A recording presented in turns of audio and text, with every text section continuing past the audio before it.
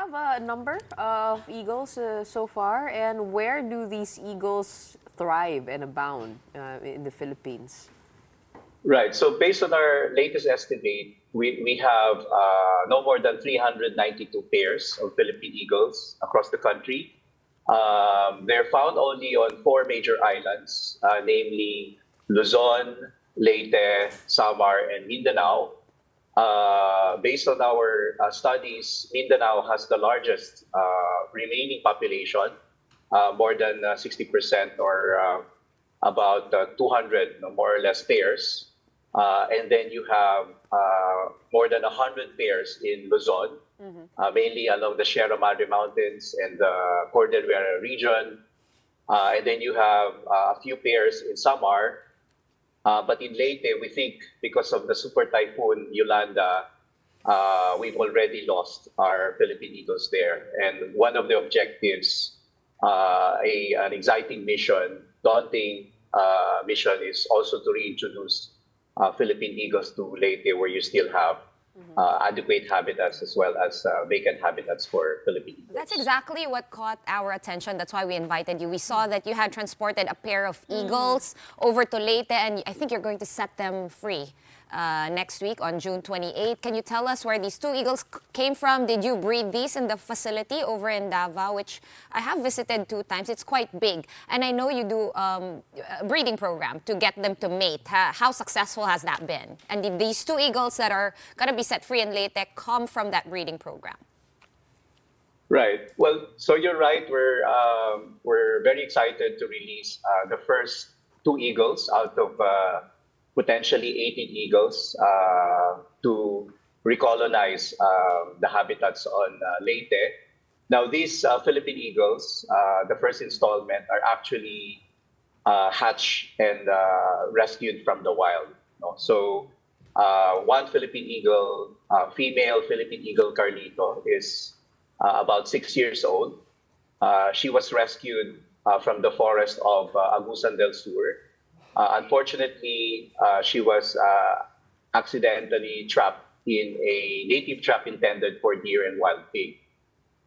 That's the challenge with our Philippine eagles. Now, we know it as the king of the skies. No? They do majestic flights, but they're also actively walking on the ground.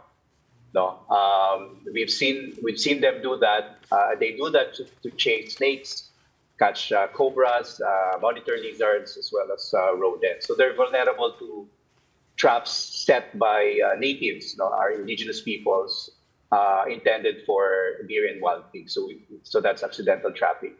And then the other eagle, a male eagle, was shot, and then it was rescued by one of the indigenous Bagubutagabawa of Mount Apo. So they're practically hatched and reared in the wild, rescued, but we're giving them a second chance at life by being the first Philippine eagle to be released in Leyte as part of our conservation translocation program. And you're right, we do conservation breeding of Philippine eagles. So at the Philippine Eagle Center, in our new facility at Mount Apo, we have 2 facilities now. We have a total of 36 eagles.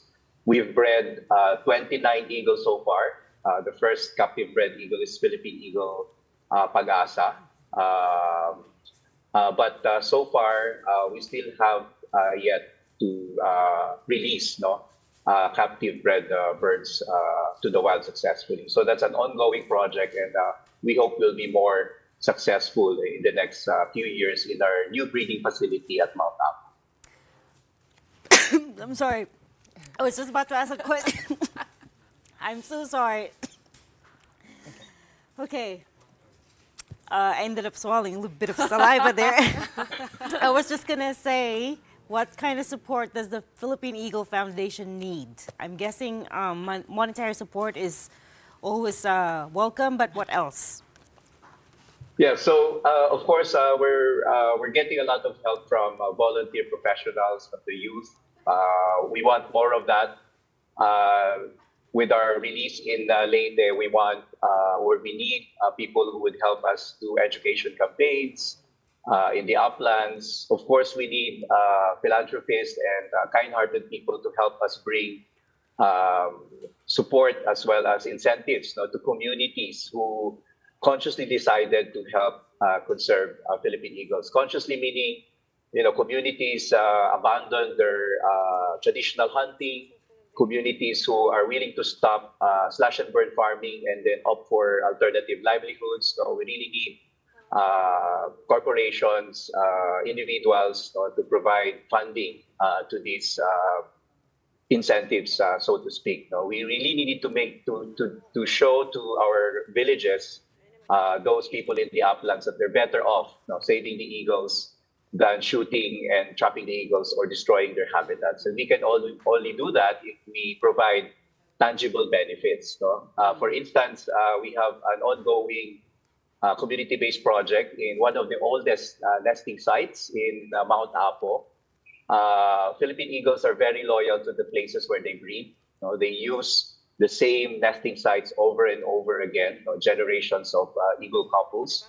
So if you want to save the Philippine eagles and then make sure that the pairs, monogamous and territorial pairs, continue to breed, you need to protect these nesting sites. And the best way to do it is, again, to support the communities. We're currently implementing a water system project. It's one of the aspirations of the indigenous community. They said, if you help us with these basic social services that we don't receive, and we get them, we'll be very happy to support and take care of the eagles, because we know that they're friendly neighbors and they brought this assistance and these benefits to us. So that's what we're trying to do, secure each of the nesting sites as possible, breed or facilitate human and eagle good relationships, and then also, again, release eagles in vacant habitats where, they get protected and they continue to breed and then add numbers to the dwindling wild population.